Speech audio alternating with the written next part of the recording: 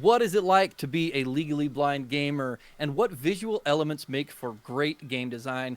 That and more all coming up on today's episode of the Blind Playthrough Podcast.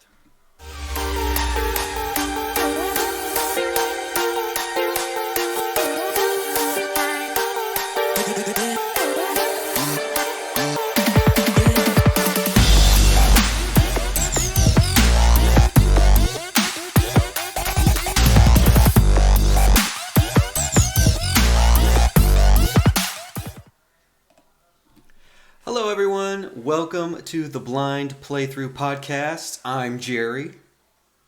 And I'm Jeff. Welcome, everybody. Jeff, how you doing today? I am doing great. How are you, Jerry? I am good. I'm excited to talk about this topic with you because as you have said, and as you mentioned this in a previous episode, but you are legally blind.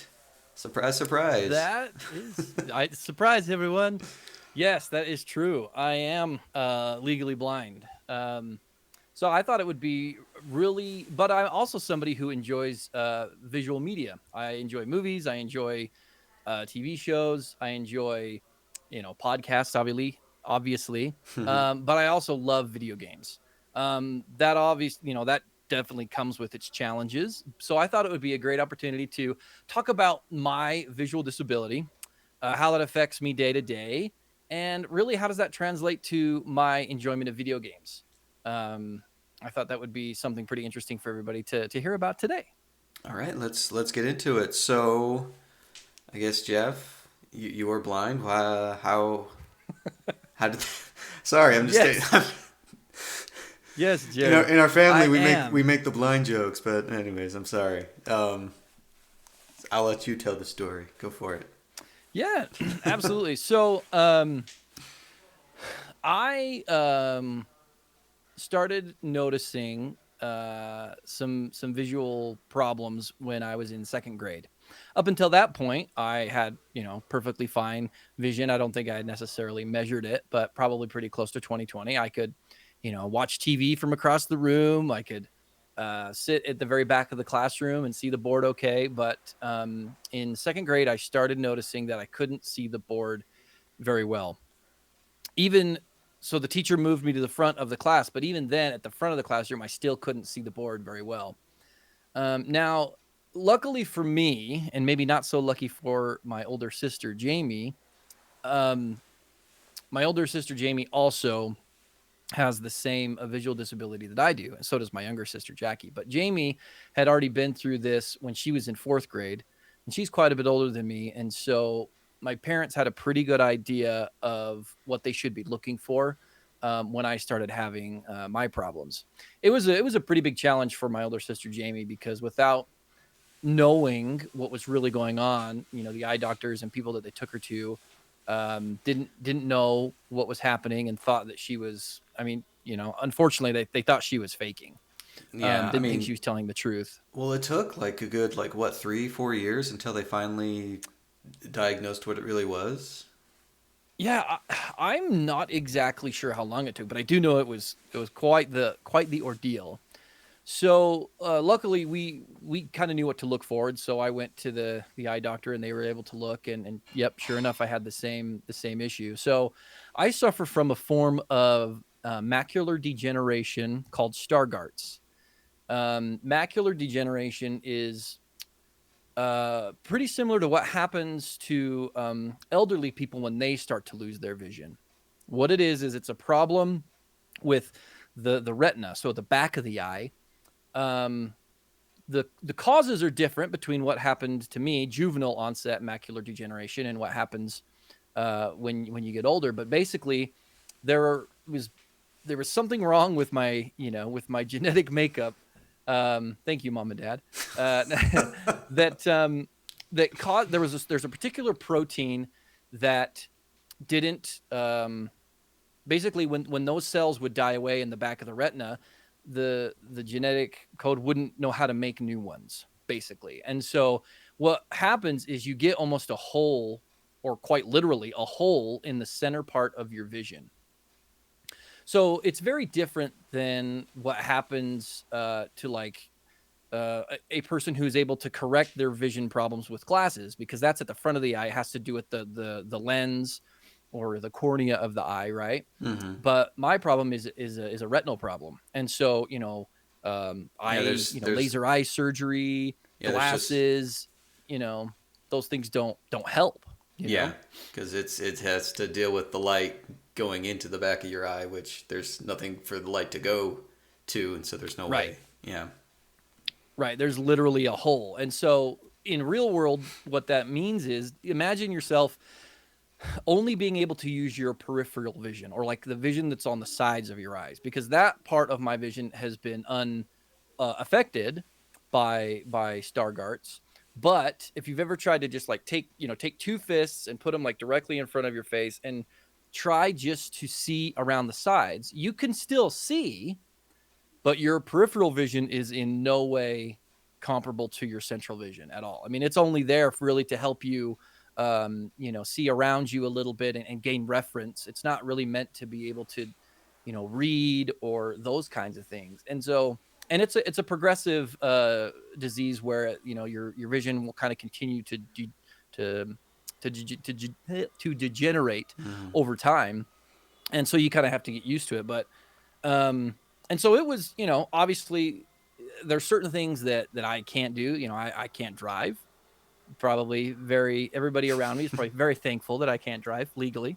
Um, I can't read small print. I can't see things far away.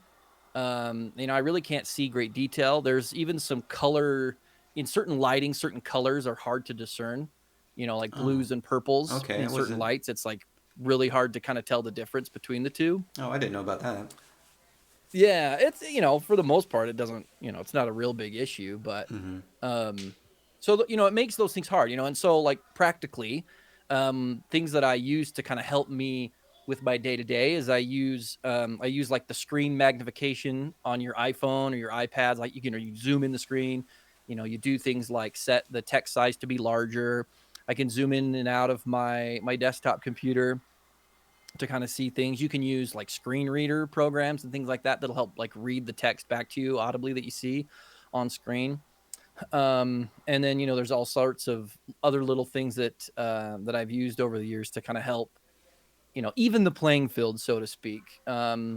Because like any disability, whether it's a physical, mental disability, it puts it in a world of where society has certain norms and things have been built in a certain way. You're kind of at a disadvantage in a lot of Mm-hmm. areas, right? So you just have to find things that help make up for that lack that you have.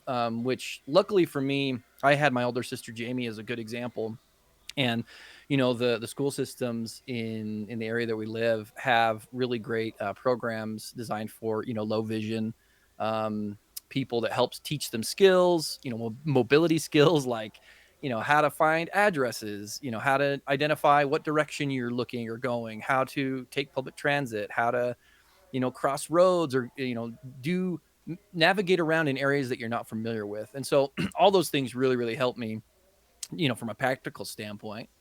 But it also obviously really affected my ability to enjoy one of the things that I enjoyed doing the most, which was playing video games with my brothers.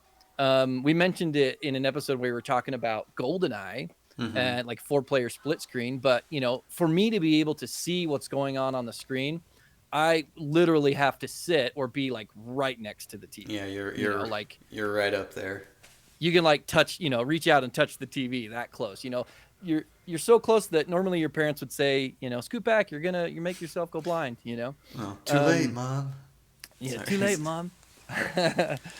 But so yeah, so that we talked about it a little bit, and it obviously affected how we kind of enjoyed games and stuff together. But um, and it obviously has shaped the types of games that I like and enjoy, and it's really helped me appreciate elements of good game design. Because I think not a whole lot of people realize this, but there are quite a lot of developers, hardware manufacturers and things like that really take into account accessibility, making their products usable by lots of different types of people. It's people with hearing disabilities, visual disabilities, physical disabilities. They do take a lot of time to make sure that everybody can enjoy their games. And so when I see those things taking place, I can really appreciate the extra effort that they went into because it helps me enjoy the game where I wouldn't really be able to otherwise. So, Yeah.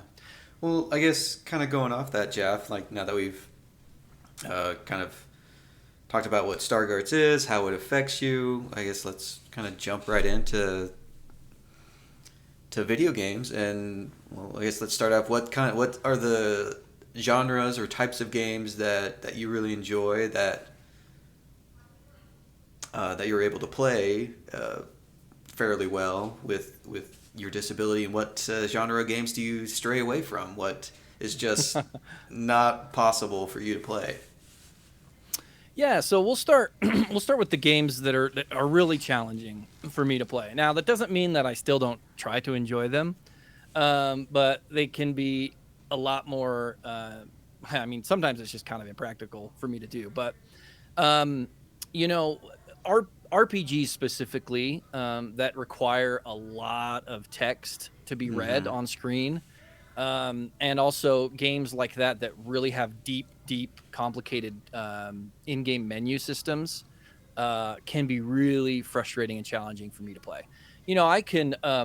I can definitely get super close and read text for things that I need, but if I'm having to do that for the entirety of a game play session, it just becomes too like stressful on the eyes, the eye strain. I get like eye strain headaches and things like that. Mm-hmm. And it just becomes not that fun. And so even though Oh, I really do like playing RPGs, sometimes I just know up front, this game is not going to be for me. I can maybe watch some let's plays or things like that and kind of enjoy the story from other people's experience. But if I'm going to play it by myself, it's just not going to be possible. So RPGs are challenging. okay. Um, other games that are challenging as well are games that require a really far draw distance to be in play for you to enjoy the game. And what I mean by that is, let's take a game for example, Apex Legends. It's a game by EA. It's a first person game, but it's like a battle royale game. And one of the coolest things about the game is that it is a pretty expansive area that you get to kind of be in and play with other players, multiplayer game. But even though, like, as much as I really want to enjoy that game, and as much as I enjoy watching people play it, or the concept of the game, in practice, being able to really follow and track enemy players from a really far distance is just like impractical for me.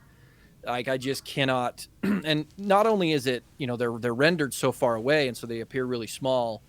That's one element of it. But sometimes even just the character design and how that character contrasts with the environment Yeah, can everyone's be different. really challenging too, right? Yeah, everyone's different, and so you're not sure. It's not everyone's a Yeah. uniform So look, so you know what to look for. Everyone's different, so it can change daily. And heck, it's even hard for me to see people from a yeah, distance, and I have yeah, normal vision, so yeah, I can't imagine what it'd be like yeah. So for you. games like that can be challenging. Um, let's see, like strategy games in general too are kind of tough. Like games that require players to um like real-time strategy games like RTSs and stuff where you have to Mm. manage a ton of characters on screen, and each character has like little health bars at top of them, or like little things that you need to be able to know what they're doing, or like a menu bar on the side. You have to manage inventory and like things like that, and you have to do it quickly. um that is challenging for me. Like if it's a situation where like I have time to like look at it and understand what's going on and then make my move, Like that's a little bit a more turn doable. But based kind of one, yeah, turn based turn-based would strategy. be turn-based would be a little easier for me to play. But if it's like something like League of Legends or something like that, a lot of the MOBAs and stuff where Mm-hmm. you've got to kind of do things really quickly on the fly, look at a mini map and see where your characters are, and like manage all that. Sometimes that can be really challenging for me just because, like you say, I can't read a lot of the small details that are like visual cues for the players to know what they need to be focusing on. Um, that that's just kind of impractical for me to do. So those games are challenging.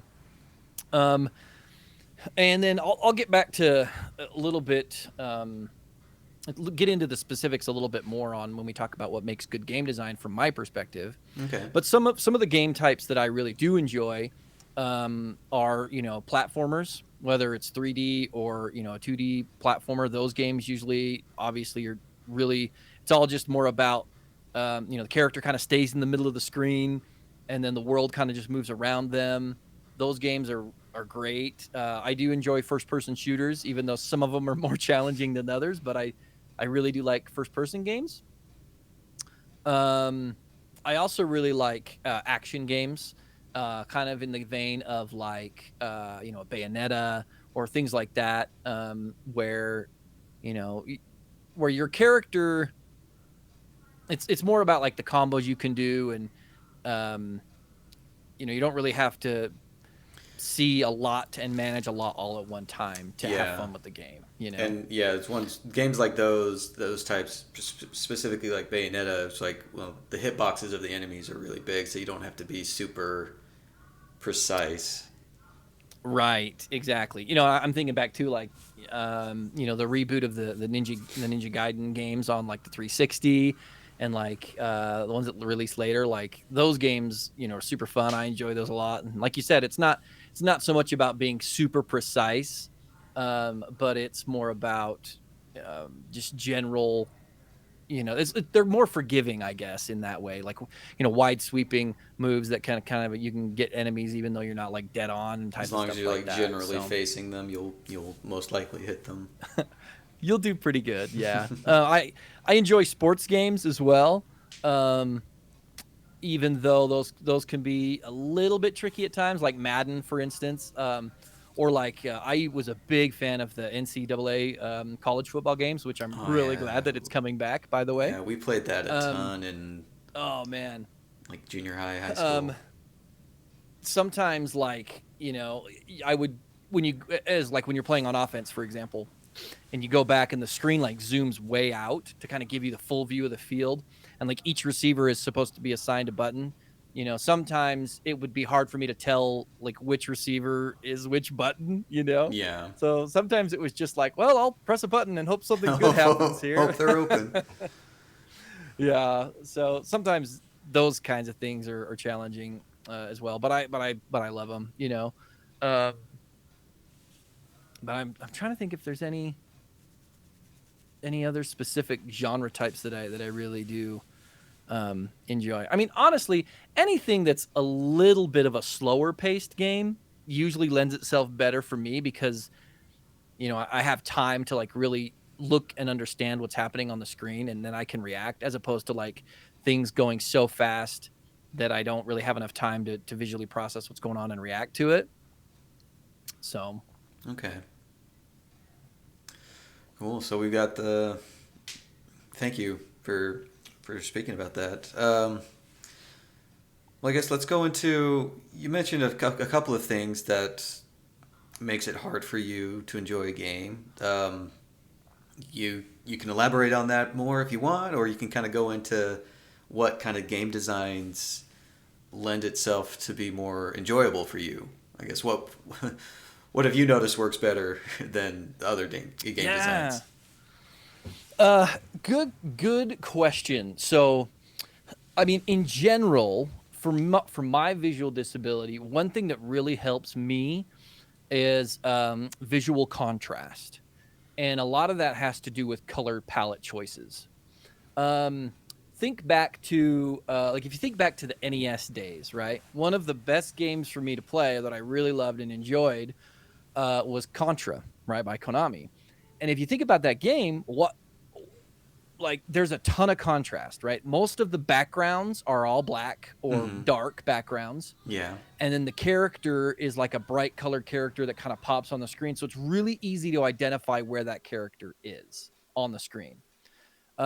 Games like Balloon Fight was that way on the NES, where it was Balloon mostly a fight. black background, and your character could fly across the screen. Um, games like Sonic, like in Sonic 2 specifically, is one that we really enjoyed, in Sonic 3 for the Sega Genesis. That was another good example of good visual contrast, right? Like the color palette that they chose for that game lended itself really well to being able to see and discern different elements on the screen. Okay. Um, so color choice. Now here's even though I absolutely love this game, I had to make some visual changes on my TV to really be able to enjoy it and see what was going on. And even then, still sometimes it was challenging in certain areas.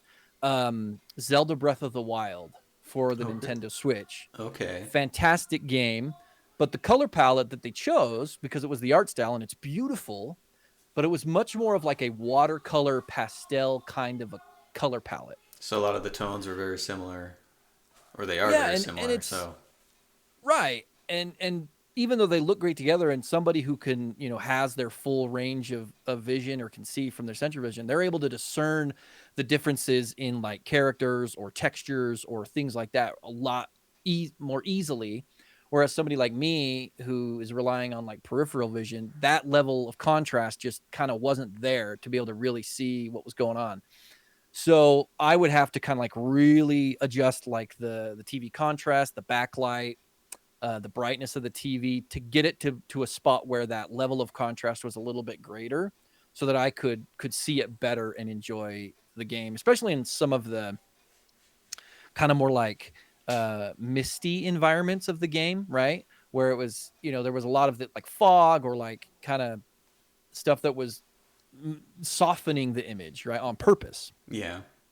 So, a really good strong color palette, or making sure that whatever the player should be focusing on is at a really good contrast level, so that it's really easy to tell where that player is supposed to be focusing on. So, and here's another good example. It's a little bit different, but I also really like to play Super Smash Brothers, all versions of it. But currently, the one that's out for the Switch is Smash Bros. Ultimate, which I really love the Smash Bros. Games. I think they're super fun, but there's certain levels or stages on that game that's just like impractical for me to be able to play and like be able to really see what the other character is doing, what my character is doing, and react to it. Um, so like whenever I play it with my kids, I always tell them, "Hey, pick a stage with a dark background," so I could see what's going on. So they know that when they play with me, they have to pick dark backgrounds. Do they ever And get even do they ever get a little cheeky and just like pick a bright one so they can just for sure win? oh, oh, I'm sure. Or But to be are they honest, good? even well, here's what's so funny. My 8-year-old is really good at the game. He's actually really good at the game. He beats my 10-year-old all the time, but he's really pretty good. And honestly, when he and I play, it's like 50-50. I mean, I hate to say it, but I'll seriously be trying on the game and he'll still beat me. Um, but so not only is like that's another good example of visual contrast, like color and texture contrast. Sometimes those characters just get lost on the screen, even like on a one-on-one matchup. Mm-hmm. But the other element of that game that's hard is when you start adding more than like 2 to 3 players. It can be hard. And so, like for example, when you add more players, the screen zooms out a lot, and it has this dynamic camera system where it kind of zooms in and zooms out depending on how far or close away the characters are to each other. And there are certain times where a character will get like hit and just get launched off the screen, and so like the camera's got to really zoom out quickly. And in moments like that, I kind of like it disorients my vision a little bit, um, because of the lack of central vision. It's kind of hard to like track and follow. Like Mm-hmm. for example, like if you look up and see a plane coming, right?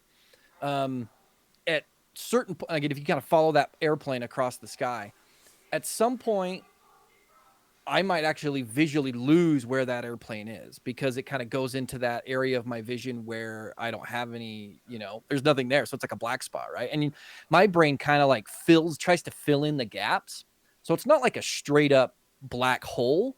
It's more like a wash and a smearing of surrounding colors, is like what my brain does to try to Oh, patch the hole. okay. And so it and so sometimes like it's not like, oh, I know it's going to get right there to the spot that I can't see, so I'm going to move. Sometimes it just kind of goes right into that area, and it's like, oh crap, I lost it. And so sometimes that kind of same thing happens in like Smash Bros or other games similar, to where there's a ton of movement and like your character is moving from left to right, up and down on the screen, and it's the position isn't fixed on the screen. It can be challenging to find, and see that character. So Smash Bros is another one that's a little bit challenging. And so Okay. I mean, anytime I play the game with more than two players, I'm just like, I know I'm not going to win, so let's just have fun. It's Just here You for just got fun. to understand that, and Yeah. yeah. So, Yeah. Well, here's um, here's a question for you because you mentioned first person shooters. mhm. Um, how is the the HUD and the layout of the screen? Yeah. What is that like for you? What I know most first person shooter games are generally the same, but I know, have you noticed things that are games that are a little bit better than others as far as the design, or is it just you've noticed with that particular kind of genre, it's kind of the way it is, and so you just have to roll with it? Yeah, that's a really good question. So I do enjoy first person shooters. There's a couple of things that I really appreciate and that I consider good game design when it comes to a first person shooter. One is I really appreciate customability with the HUD. For example, like the mini map in like a Call of Duty game, right? It's usually up in the top left of the screen, and typically in those games, it's like a fixed mini map where the map stays the same, and it has a little arrow that represents your character. And as you turn, the arrow turns kind of like it turns 360 degrees around to kind of show you where you're looking. Mm-hmm. That kind of mini map is challenging for me because sometimes I can't tell where it is my character is facing, right? So I always appreciate I can't remember, there was a game just recently I was playing that allowed you to what was it? It basically allowed you to change the mini map, whether you liked it to be fixed or, I think it was Apex Legends actually. But anyway, either you could have the mini map fixed or it could rotate. So like your character was always looking up, and then as you turned, the map turned around you. Okay. To me, I appreciate that because I always know where my character is looking. You know what I mean? Yeah. Um, so like I appreciate that, and I appreciate the ones that allow you to like increase or change the size of the mini map, because that obviously would help me to like be able to make it a little bit bigger. Um, some other games that I appreciate some of the HUD elements on would be a game like Overwatch, for example. One of the things I like about Overwatch is, in that game, your character kind of builds up what it calls like an ultimate meter. And once you reach your ultimate ability, you have this like special attack that you can unleash that does like a ton of damage, or it's kind of like a super attack, right? There's other games that I've played in the past that like it wasn't very easy for me to see and tell when my character had their ultimate ability ready. But in Overwatch, it's like smack dab in the middle, bottom middle of the screen, and the It's color that fairly they big used too. to it's fairly big, and then the visual effect that they used to signify when that gauge was full was like a very bright, glowing blue. So it was pretty obvious when I had that ultimate ready. So for me, like I really appreciated that about Overwatch, was that you had that really, easily seeable visual element that let me know I had the ultimate attack ready. Um, there was sometimes I can't think of things specific right now, but like one thing that I think Call of Duty introduced back in the maybe it was, oh man, I can't even remember long how long ago, but they kind of introduced the like the attack identification system, where like it would kind of show you like a little arrow or something visually on your screen to kind of show where you were getting shot from, Oh type of a yeah. thing. Mm-hmm. And some games implement that better than others.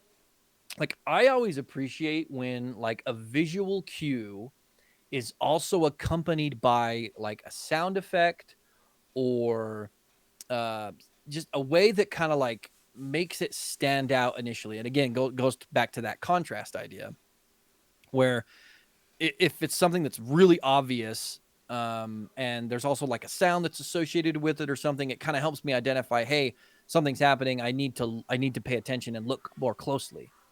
Um, Again, that was one thing that I don't really appreciate about other games. A game like Paladins, for example, which is another kind of game like Overwatch.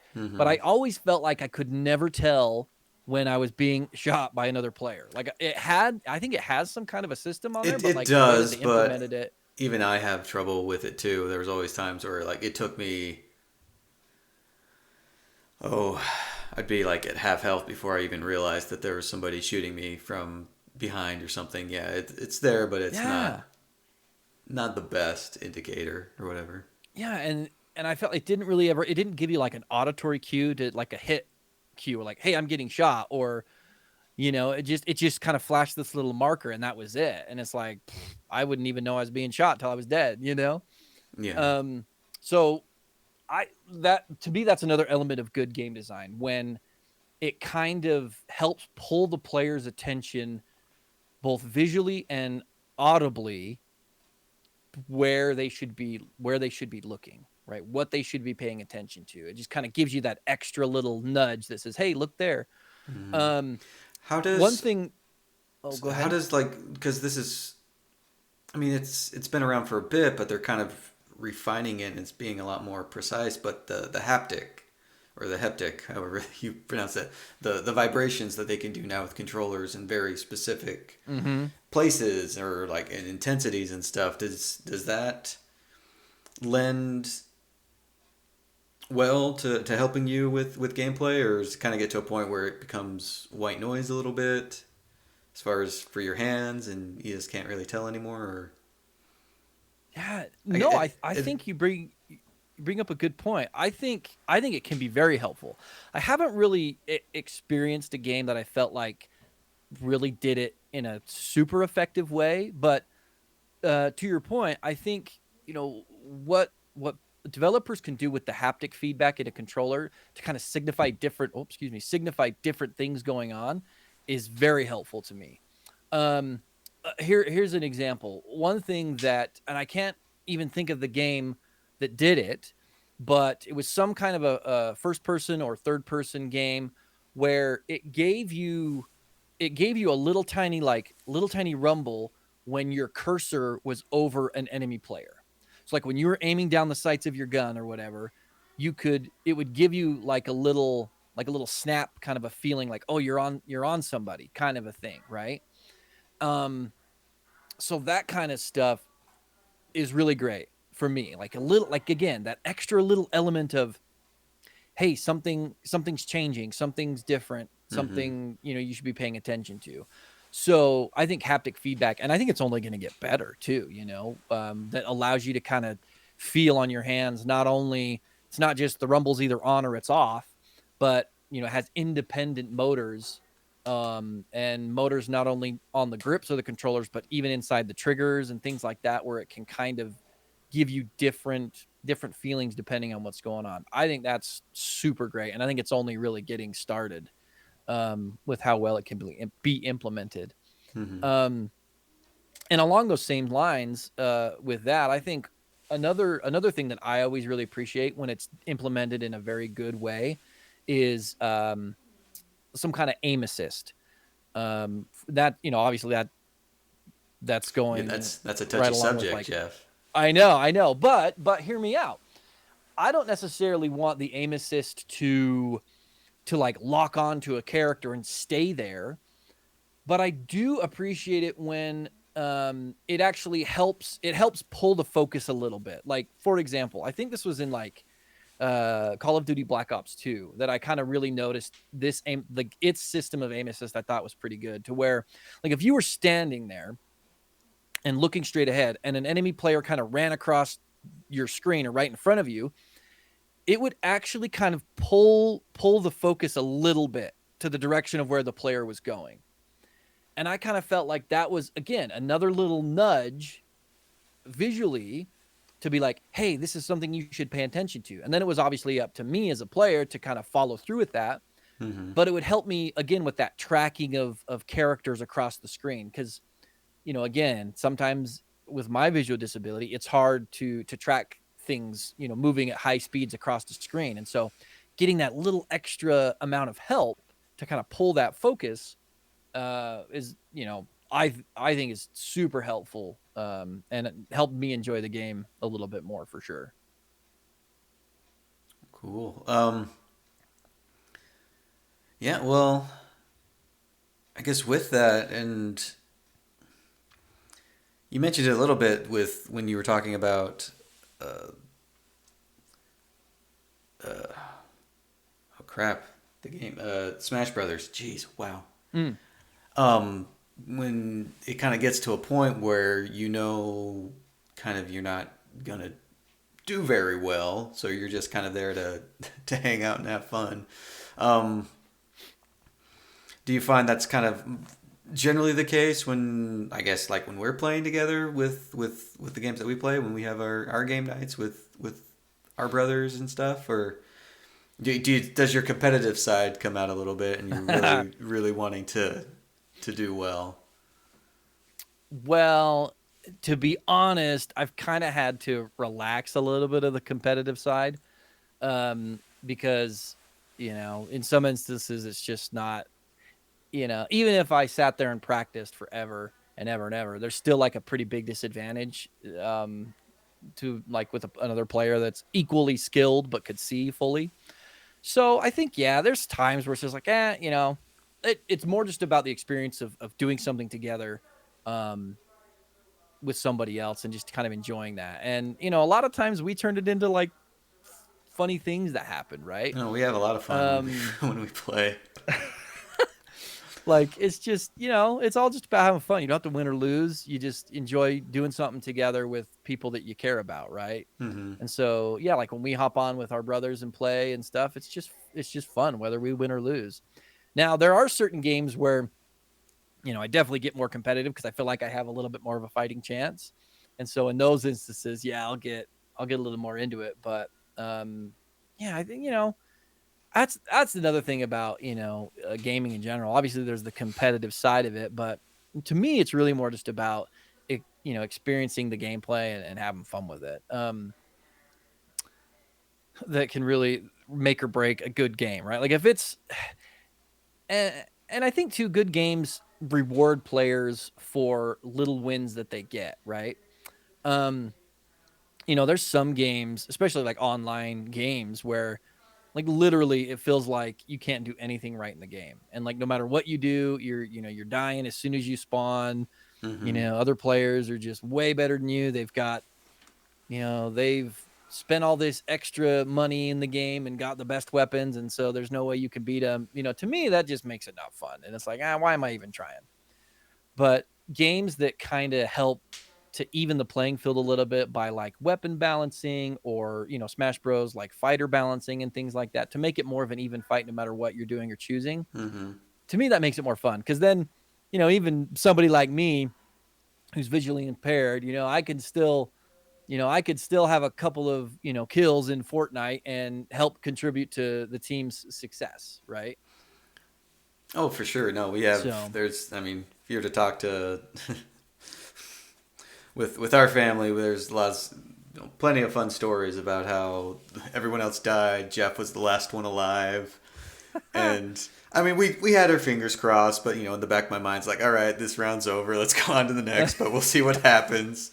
No offense, Jeff, hey, no, but none taken. and then Jeff just like kills the guy and then manages to win that battle and can like spawn us back in. Or I know one big memory that I have that I thought was awesome was we did a co-op playthrough of Gears of War, Oh yeah. and we got to the final boss, and we were just it's a crazy boss battle, anyways, and we were just kind of like losing our minds. But I got killed, and so it was just Jeff, and we'd been fighting for a bit, and Jeff's like, screw it, I'm just gonna go up and shotgun him in the face. Ah! And he did it, and Jeff ended up killing him and beating the game, and it was all Jeff. So there's those moments like that that just make a truly epic story. Yeah. Yep, I totally remember that. That was like my very first time ever playing Gears of War anyway, so I didn't really know what I was doing. Oh, same here, But man. and I think games. I don't know. Like I think there's definitely a push by certain companies to try to develop, the even more gritty, realistic game, Mm-hmm. right? And they want everything to be like photorealistic and da da da da. Oh yeah, And I mean, hey, I was don't gonna. get me wrong. Oh, what were you gonna say? No, I was just gonna mention like the games that are going that way, but it does need to be said. So continue, please. But they're really hyper focused on that, and at great cost to not only the developer, but then that game that cost gets passed on to you. But like, and don't get me wrong, I really appreciate those games, and I love great graphics, and it's good animation and stuff. I love that. But I also really appreciate the kind of the larger than life elements of a game that make it more enjoyable and fun. Like, for example, um, nothing frustrates me more in a game than not being able to easily tell and identify the things that I'm as a player supposed to be paying attention to and interacting with. So one thing that I really appreciate about Zelda Breath of the Wild is it does a really good job visually of letting you know that there's something in the grass, there's some item in the grass, or there's some item here that you can interact with and get. So like, um, it kind of has this, and it's done in a really nice way. It's like this little kind of like shine or something that kind of happens on the Yeah, item. So it's almost like the light is coming, but it makes it so easy to tell where that item it is. Because like, there's other games that don't do that. And so like, an item, you kill an enemy or whatever, and he drops an item that you're supposed to get. And and I walk over there to get the item, and I can't tell where the item is because it's fallen on the ground. It looks just like all the other textures and stuff that they've put on the ground to make it look realistic. And I'm like, and so I just have to like crawl, inch by inch around this area until it gives me the button prompt that says, "Hey, you can pick up this item." mm-hmm. And so it's like, man, that's frustrating. So like the way that it's done in Zelda, I think is great. I think Capcom is another company that really tries to do that in a lot of their games. Like, the Resident Evil games specifically, I'm thinking about maybe more of the older ones. I haven't played any of the newer ones, but like Resident Evil 4 or like Resident Evil Revelations, they kind of like the items that you are supposed to collect kind of have a little bit of like a glow to them. And so you don't have to sit around there and just waste time. You can Yeah. easily see the items that you're supposed to be interacting with. So I really appreciate that, where I can like see and tell the items that I'm supposed to interact with. So anyway, that's another good element, or another element of good game design in my opinion. Cool. Well, thanks, Jeff. We talked about a lot. Thank you so much for talking a little bit more about Stargarts and how that affects you and how that affects how you look at video games. I really appreciate it. I learned a few. Yeah. I learned a few new things too about it, and I grew up with you, so I thought I knew pretty much all there was uh, to know, but learned something new Well, myself. So well, I appreciate the opportunity. I think some people are really kind of nervous to talk about um, any kind of a disability, or maybe in their eyes a perceived weakness about them, or something that makes them different from somebody else. But I think one of the best things you can do if you're in that situation is to get comfortable talking about it. Because I think other people are way more understanding, and they're way more willing to like help and make sure that you're taken care of if you just communicate and talk about it. So that's something I've tried to do. And I would also encourage anybody else that is suffering with a disability of any kind to take advantage of the help that's there for you. Like, it's okay to accept help from somebody who wants to help you. It's okay as if someone with a visual disability to use a magnifying glass, or to tell the person at the grocery store, "Oh, I'm visually impaired. Could you help me find this item?" Right? Like, there's no reason not to say it. take advantage of the help, because you're not playing on an even playing field as it is anyway. Yeah. And so by you taking that extra step and getting that extra help, it will kind of bring you to a little bit more of an even playing field. So, I appreciate the opportunity to talk about it. And there are limits, obviously, but don't let your disability make it so you can't enjoy the things you like doing. Figure out ways that you can get around it. Figure out workflows or tools that can help you accomplish what you want to get accomplished. In terms of video games, my biggest help is my brother Jerry. I just go along for the ride, and he does all the work, and I can still experience the game, and still win, because he gets all the bad guys for me. So, Well, yeah, I mean that's us but yeah, playing together. There's also times where we hang out and you just watch me play the game, at least through story mode and stuff, and that's how sure. you'd experience that way, which is totally legit way to experience the game as well. I mean, proof in Hmm. point with YouTube and Twitch and all these people that are playing these video games and people are watching them play. So I mean, Yeah. but yeah, well, thanks again, Jeff. I really appreciate it. You who are watching and listening, if you guys have any questions, uh, feel free to drop them in the chat as far as a little bit more about Stargarts and how that affects Jeff. Sorry, Jeff, I'm throwing you under the bus with this one. Feel free to ask your questions. We'd love to hear them. And let us know kind of video game elements that you like that help make things a little bit easier for you. Yeah, that's all that I have. Jeff, you have anything Yeah. to add? No, appreciate it. Thanks, everybody. I'll try to answer any questions you have. I could even share some other blind guy hacks that I figured out over the years to get things done. But again, appreciate the opportunity. Thanks for sticking around, everybody. Go ahead and subscribe to the channel for more discussions about games and pop culture in general. And we just appreciate it, and we'll look forward to talking some more next time. All right, sounds great. Thanks again, Jeff. See you, See everybody. ya.